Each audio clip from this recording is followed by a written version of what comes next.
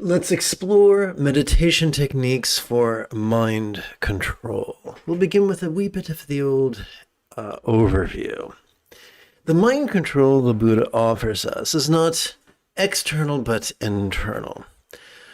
One time when I was in grammar school, I was again homesick, and I got to watch reruns of Boris Karloff Presents, which was much more scary than Alfred Hitchcock's Presents. And in an episode, the camera is looking at an odd angle at a protagonist who's dressed in a period piece, probably from the 1800s. And he writes in his journal, "Today I'm trying a metaphysical grind." And he puts on special, bizarre-looking spectacles, and he looks off camera, and he screams, runs across his laboratory, and dives out his window to his death. Fast forward to the 1900s, and his descendant is willed both the journal and the spectacles.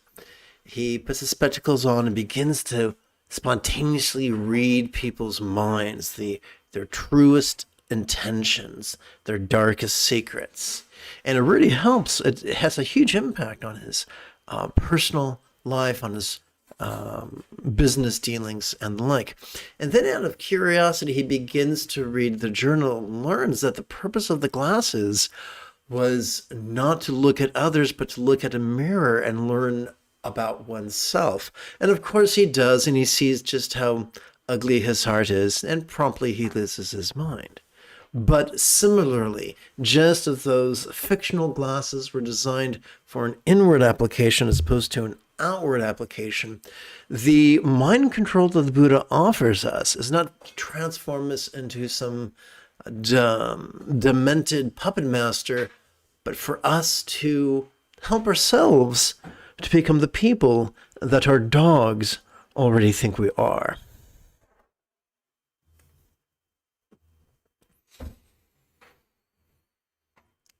Back in the early 70s, when the Monty Python had a weekly television show named Monty Python's Flying Circus, there was a marvelous skit starring John Cleese. And the name of the skit was How Not to Be Sane. Which, as a 12-year-old, because when I saw it was in reruns, as a 12-year-old, I thought it was the most cleverest thing I'd ever seen. Apparently I'm not alone, because a fellow geek who is now an MD and writes books about nutrition keeps using the same grammar. How not to die, how not to get sick, how not to be fat, how not to get old, and stuff like that. So this is like, if you're as geeky as me, then you will love doing horrible things to grammar. But, so this is not, so how does this relate to tonight's topic? This is not how to be a puppet master. This is how not to be a puppet master. Let's look at it a little deeper. About a century after Lao Tzu gave us the 81 poems of the Tao Te Ching, in India we had a fellow known as the Buddha. And whether he was literal or merely archetypical is beside the point. In Buddhist lore, we had the Buddha and we had his wicked cousin Devadatta. And so Devadatta's attributes are kind of like the path of Yang, but for Buddhism. And Devadatta's attributes was to be rigid, fearful, controlling, elitist, cryptic, competitive, and cruel, which really sounds like it sounds like a name of a law firm from the Three Stooges. Take the money and how. So, because of something I like to call quasi-psycho-spiritual entropy in late-stage capitalism, all of us are drawn to live from the bottom of our brain, to live from our amygdala, the seat of fear and aggression, or anxiety and aggression. Gotta line up those first letters, eh? However, the goal is not to be governed by our amygdala, but to be governed by our anterior cingulate gyrus, located just a few centimeters behind our forehead, that instead we might be flexible, loving, laid back, egalitarian, lucid, cooperative, and kind. That we might be the people that our dogs already think we are. Yin is the ultimate tool to control our own minds, or help our minds to be what they had evolved to become.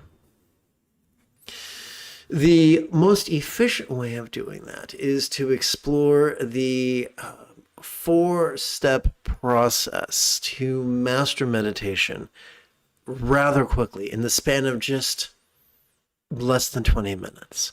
And we will hit that, and after about 30 seconds of housekeeping. This is Lama Jigme Gyatso of the Buddha Joy Meditation School. For more than 30 years, I spent more than 8 hours a day, every day, studying, practicing, mastering, and reverse engineering the teachings and techniques of each school of Buddhism so that you would not have to. Welcome to Meditate Like a Jedi, which is made possible due to the generosity of viewers just like you.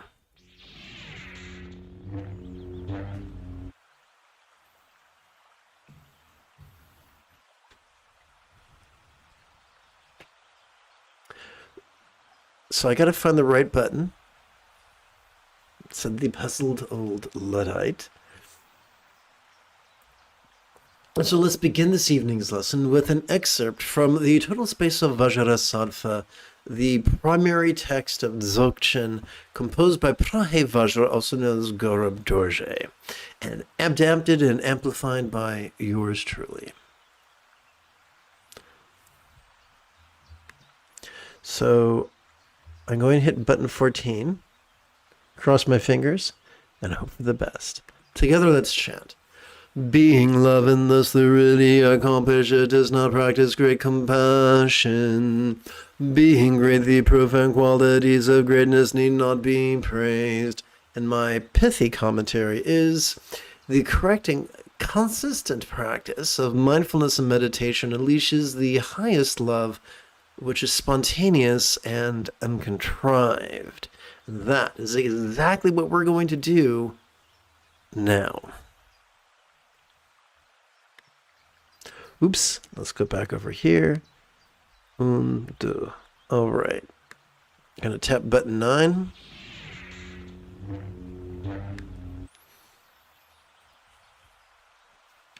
So our first of 4 steps. Number 1. Let's pay attention to the idea of mindfulness. So let us explore mindfulness through the lens of neuroscience as well as anthropology, and other words that might help you win a game of Scrabble. Every time we inhale, whether we know it or not, whether we mean to or not, we effortlessly and automatically access our sympathetic nervous system. Located not within the 3-pound supercomputer between our ears. Instead, it is ensconced within the thoracic region of our spinal cord. It evolved not to indulge either extreme of mind blanking or active concentration, but instead it evolved to simply perceive, and to do so vulnerably and passively and viscerally and randomly. In fact, if I was going to be dramatic, I would tell you that vulnerability is the price we pay for mindfulness, and perhaps that is that vulnerability which is communicated symbolically by the nudity of this meditation archetype which could be described in Sanskrit as Samantabhadra, Samantabhadri, Karma Mundara. Well, if we're not going to actively concentrate upon our breath, then what is our relationship to our breath? Our relationship to our breath becomes that of a piano student to their metronome. Where is my pointer? Here it is.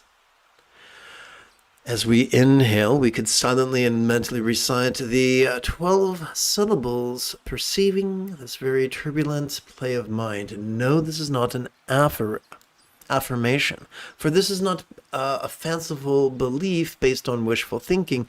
This is actually what's going on in the present moment.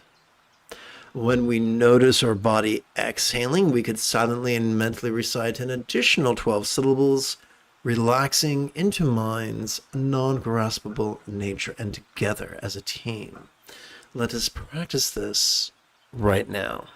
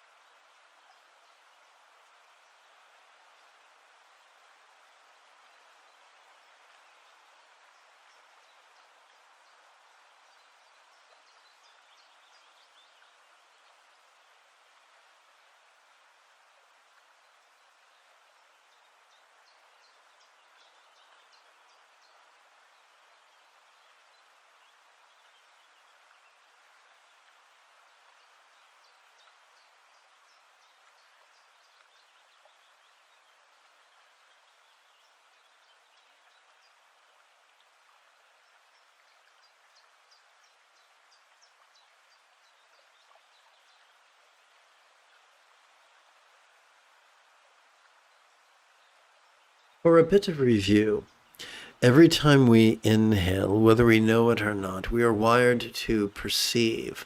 But what is it we are wired to perceive exactly? We are wired to notice sights, sounds, sensations, flavors, scents, and the like. We are wired to notice emotions, intentions, thoughts, memories, and imaginings.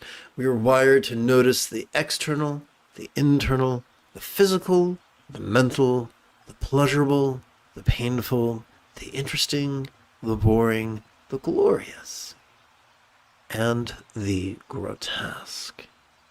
Yikes. What are we to do with all this stuff that we can notice? And that, my friends, brings us to meditation. Every time we exhale, whether we know it or not, whether we mean to or not, we automatically and effortlessly access our parasympathetic nervous system.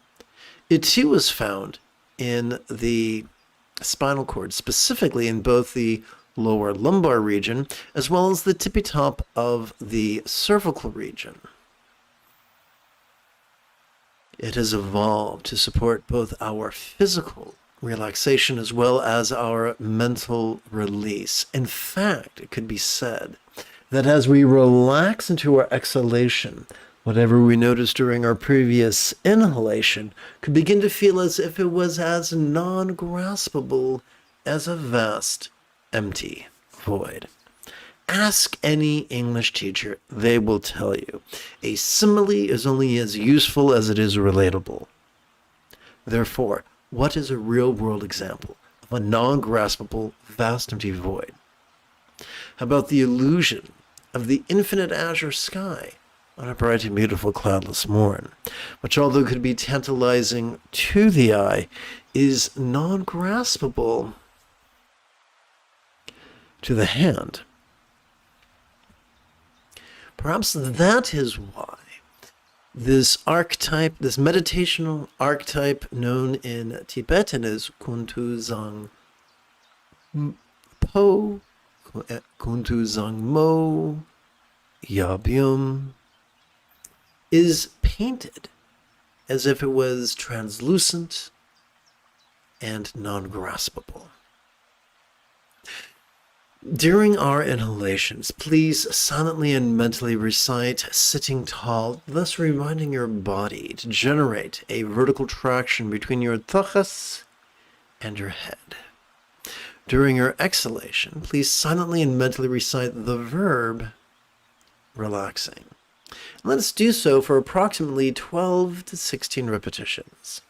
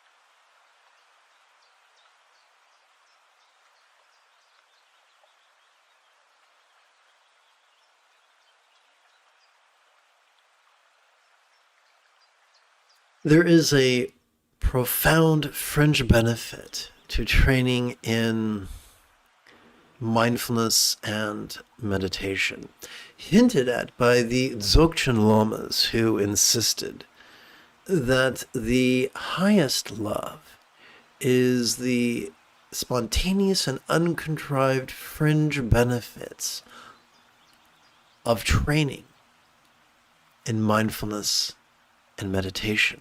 Let's explore that once again through the lens of neuroscience. When we practice concentration and contemplation, our blood will pool at the bottom of our brain, in our amygdala, the seat of anxiety and aggression, and also known technically as the filthy McNasties. However, when we replace concentration with mindfulness, when we replace active contemplation with passive meditation, our blood shifts to our anterior cingulate gyrus, the hunk of meat a few centimeters behind our forehead, which functions as the hub of our mirror neurons, the seat of empathy. Perhaps that is why this meditational archetype, known in English as the all good one's mother and father, are depicted as beautiful. During the next 12 to 16 repetitions, during each inhalation, please silently and mentally recite, "Notice this."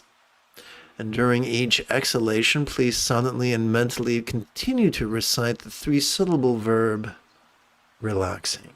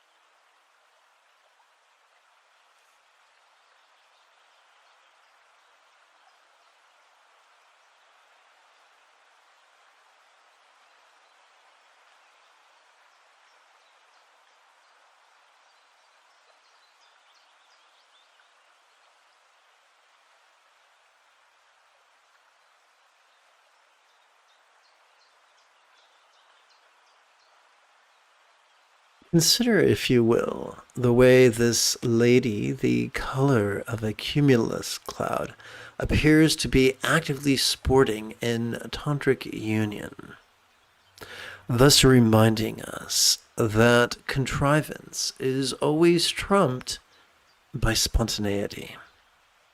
Consider her partner, who appears to be passively enjoying this same tantric union,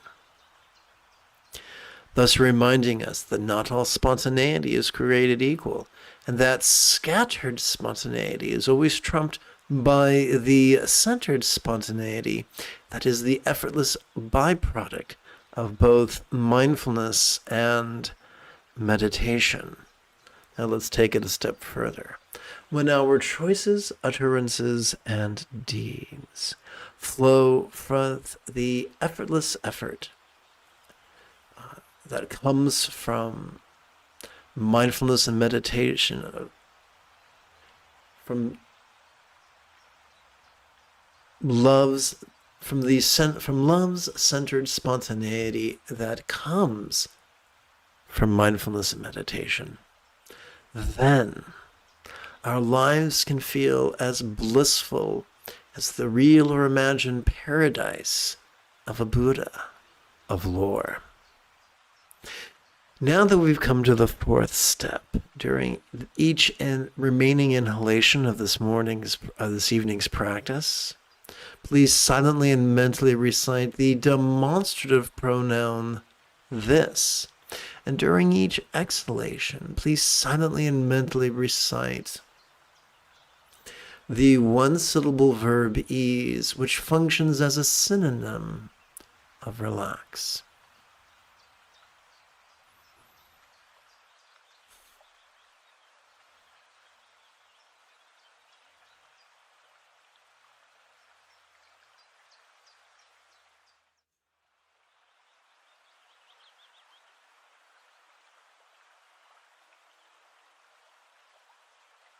There is a myth that if I'm truly spiritual, I'll only have pleasurable emotions. But that ain't right. Upon this path of non-duality, an emotion is just an emotion, whether it is pleasurable or painful, whether it is interesting or boring, whether it is glorious or grotesque. We are traversing this path of acceptance, where we transcend the shackles of living in resistance to our own minds and our own bodies.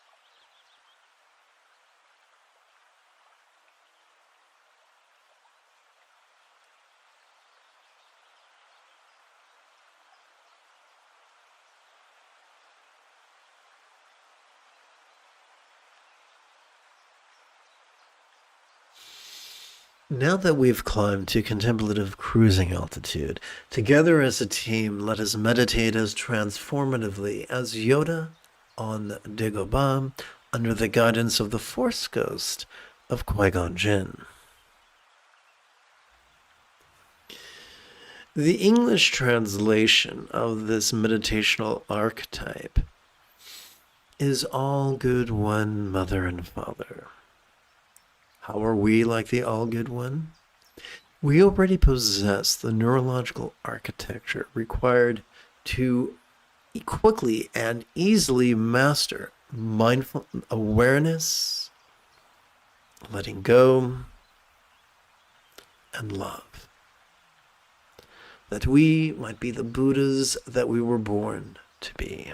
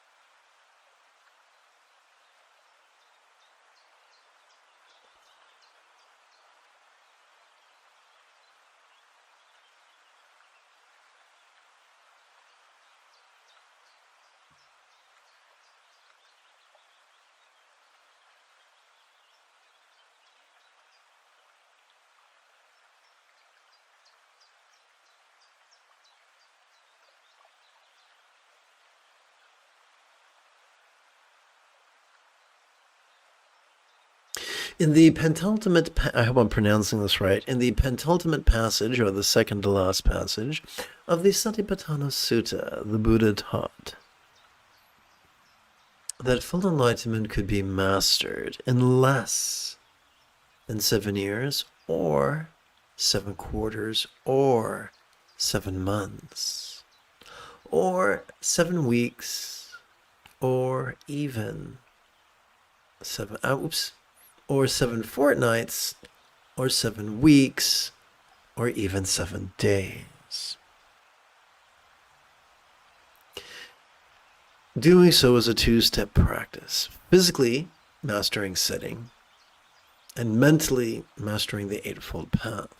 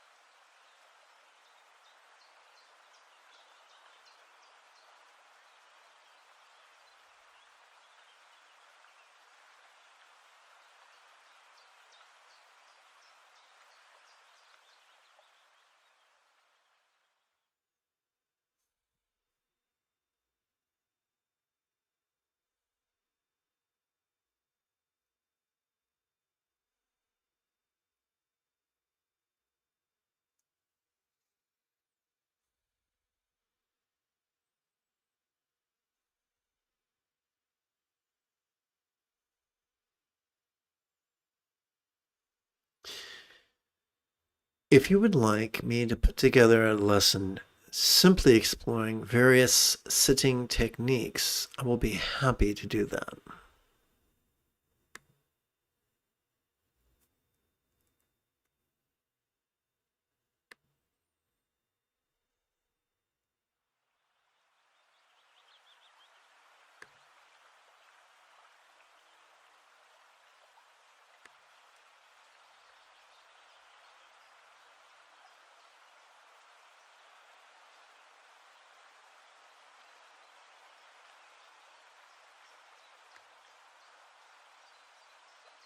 Well, that's unusual. Un, deux, trois. Okay. Page layouts, up arrow, line spacing. Okay.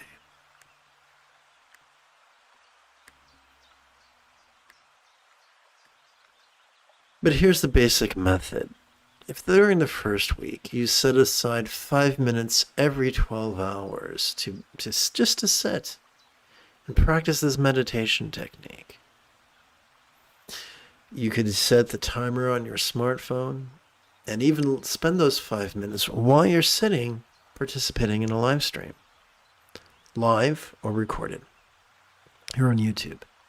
If you did this for 7 consecutive days, your second week you could bump it up to 10 minutes every 12 hours, third week 15 minutes every 12 hours, fourth week 20 minutes every 12 hours. Every week bumping up your session by an additional 5 minutes until by the conclusion of the 15th week, sitting for 75 minutes every 12 hours had become effortless for your body and for your schedule.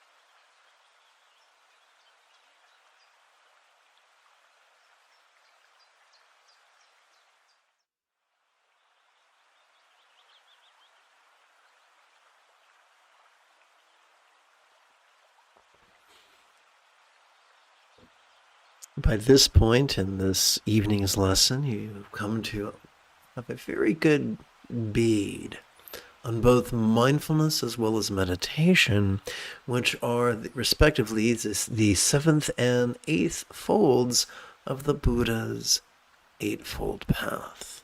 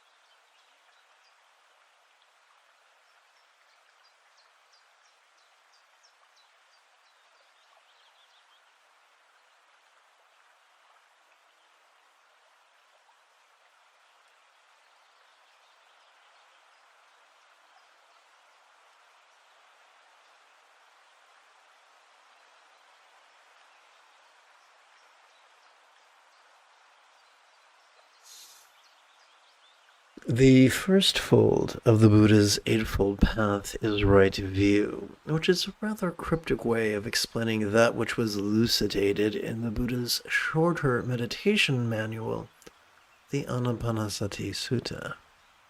What is the right view of reality? Change.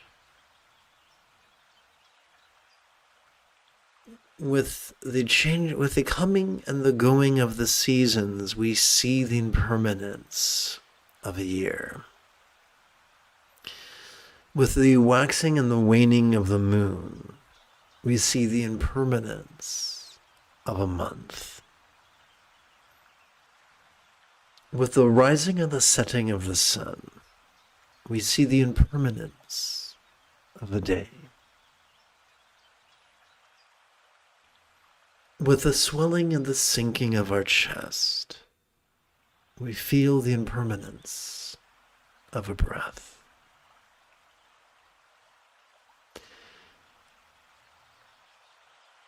During each inhalation, our mindfulness can show us change, that our perceptions change, that our emotions change, that our intentions change, sometimes grossly, sometimes subtly, that our thoughts change, our memories change, what we recall moment to moment changes, what we perceive moment to moment changes, what we emote moment to moment changes, what we will moment to moment changes, what we recall moment to moment changes, what we imagine moment to moment changes. Ever changing one and all, there is nothing permanent to grasp. As we breathe in, let us silently and mentally recite the demonstrative pronoun this. And as we exhale, let us silently and mentally recite the one-syllable verb ease.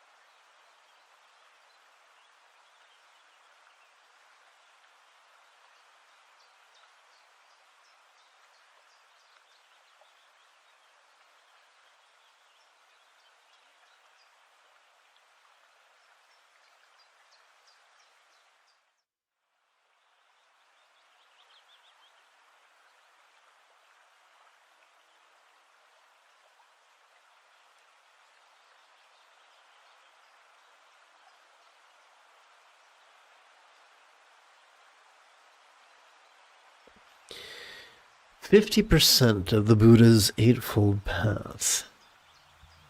Let's rewind this.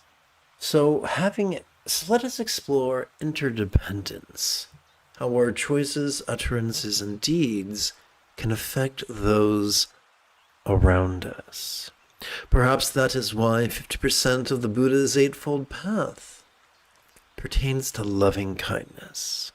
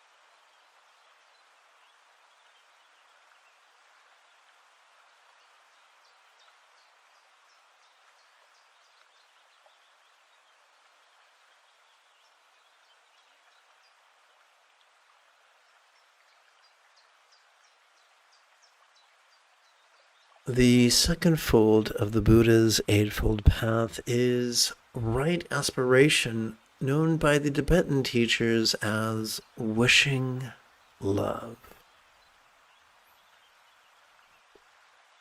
And it is the domain of mental morality.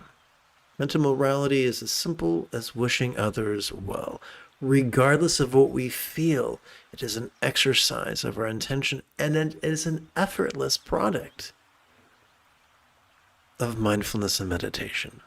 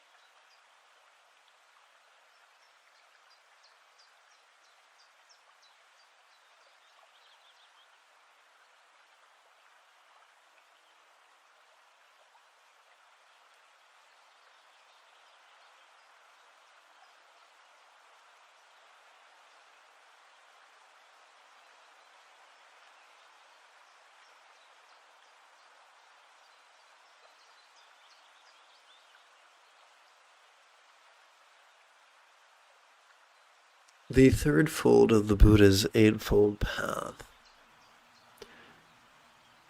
could be described as kind communication or interpersonal morality that is the effortless byproduct of mindfulness and meditation. The more we practice mindfulness and meditation consistently and correctly, the more effortless it is to say the kind thing in the kind way at the right time. How? Because remember, effortless. Well, I'm getting ahead of myself, so I'm going to stop for a second. Oh, let me just jump forward. The sixth fold of the Buddha's eightfold path is the effortless effort. That is the natural byproduct of the spontaneous love, the spontaneous and centered love, which is also a spontaneous byproduct of mindfulness and meditation.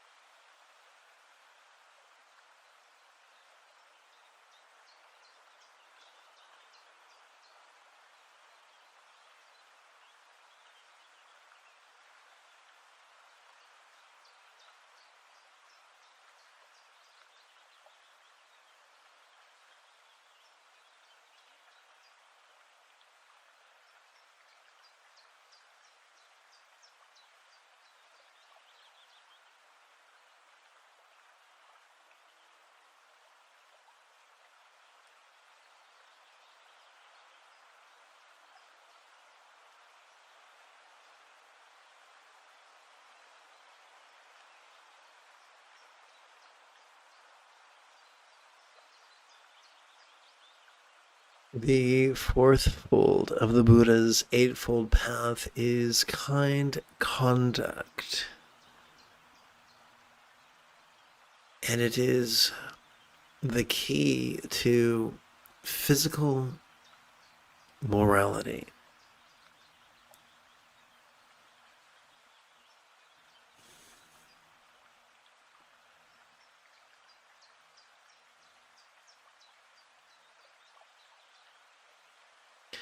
In the early days of the Buddha's teachings, before they were corrupted by outside influences, such as that of his cousin Devadatta,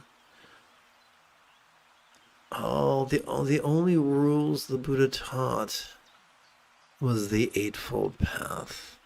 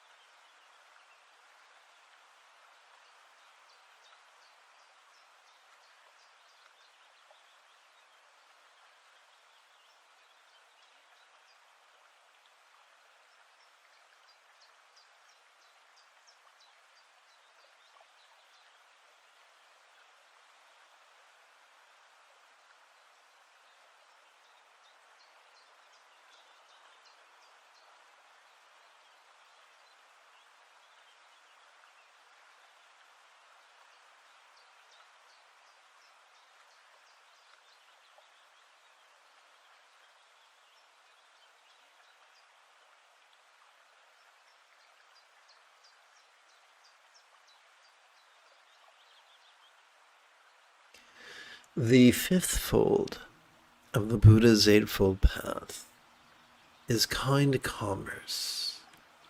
Neither being a metaphoric Karen forever trying to get someone fired, nor being a metaphoric Chad forever trying to drive another business out of business. Forsaking competition and cruelty and instead embracing cooperation and kindness.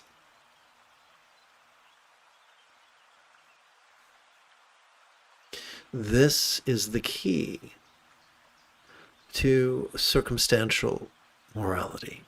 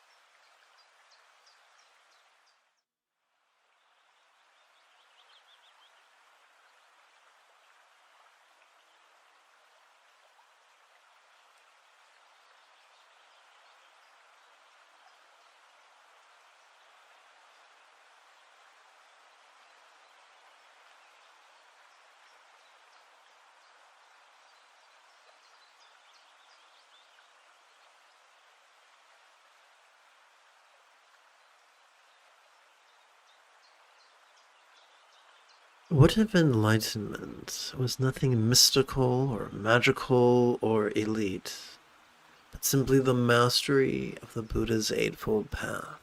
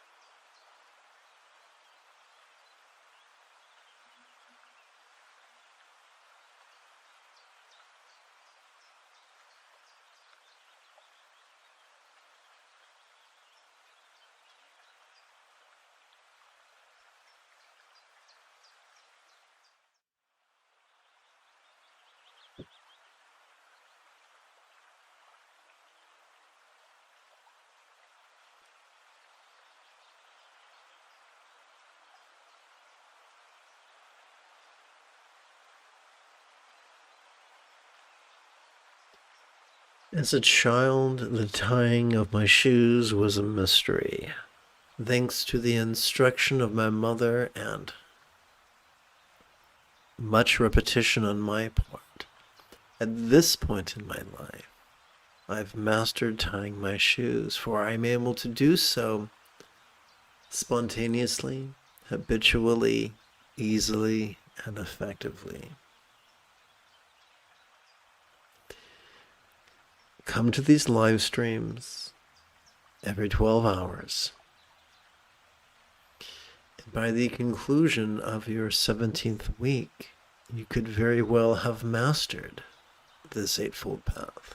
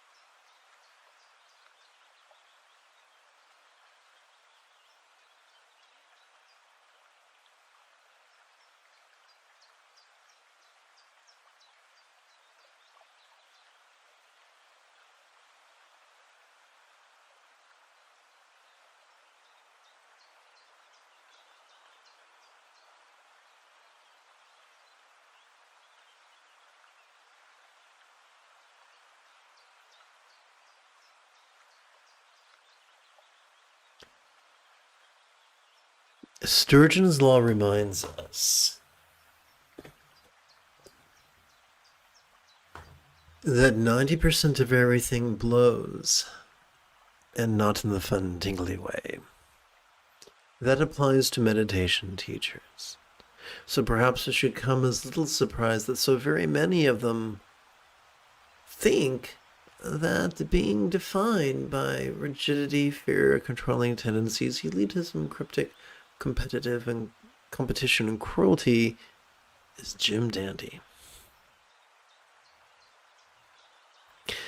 With so many minions of Yang or patriarchy prancing about the countryside, is it any wonder so many of us have been conditioned to fear death and a horrifically inauspicious rebirth in literal or metaphoric hells?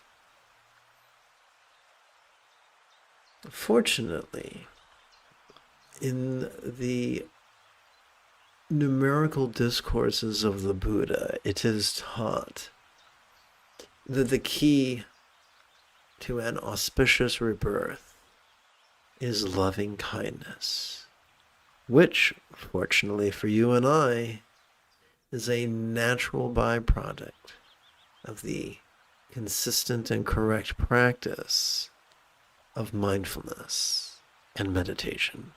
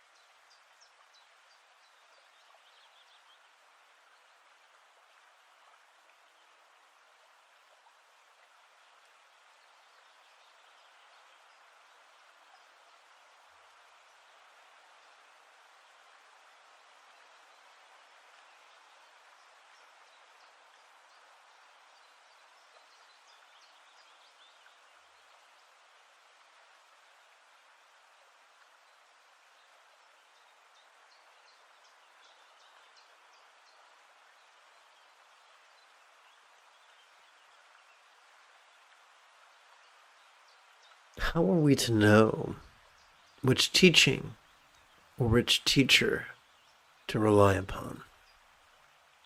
The most effective method is the least convenient. When I was growing up in the 70s, there was a popular television commercial for Pepto-Bismol, in which a man says, "Last night, I told the waiter I had never had Hungarian goulash. The waiter said, 'Try it, you'll like it.' I tried it. I didn't like it."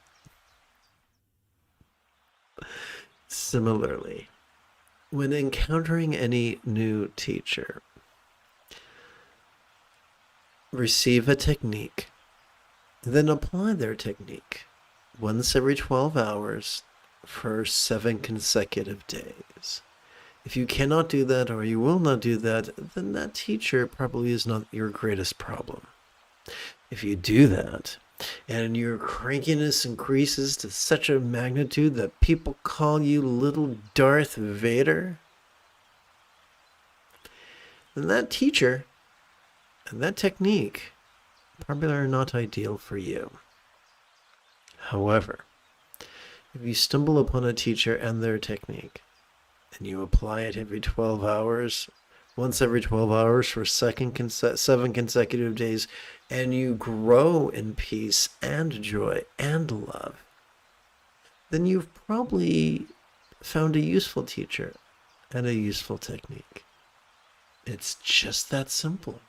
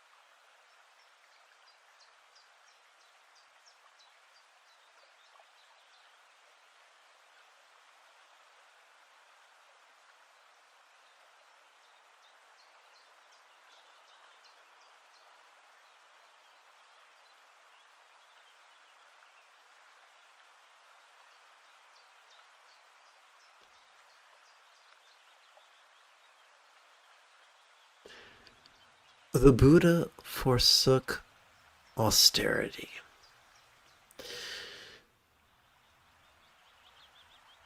Meditation is not for the elite few. It's for everybody, even those with disabilities, physical or neurological or both. Be kind to yourself.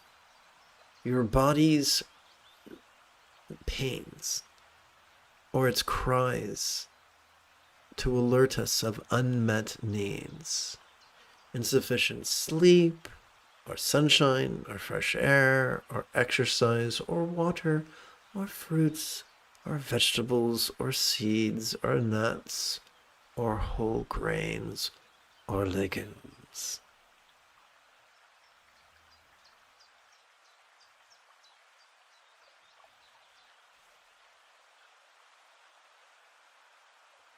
Meet your body's needs. Make it your ally instead of your enemy.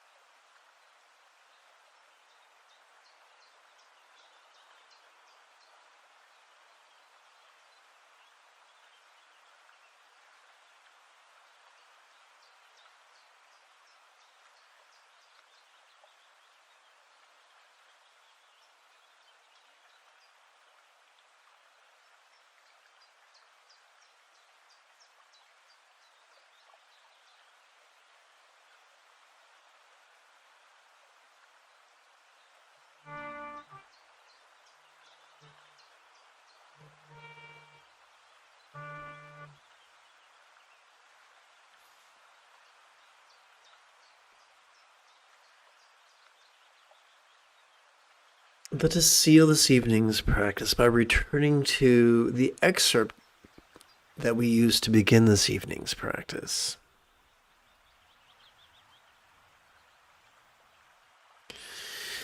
Being love and thus thoroughly accomplished, it does not practice great compassion.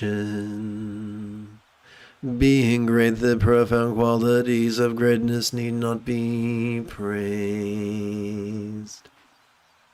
The correct and consistent practice of mindfulness and meditation unleashes the highest love, spontaneous and uncontrived.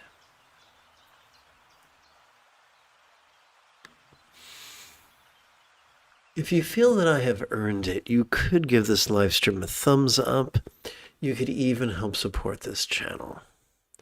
In approximately 10 3/4 hours, I would very much like to return to lead tomorrow's early meditation class and group practice. And if you are as geeky as me, may the Force be with you always.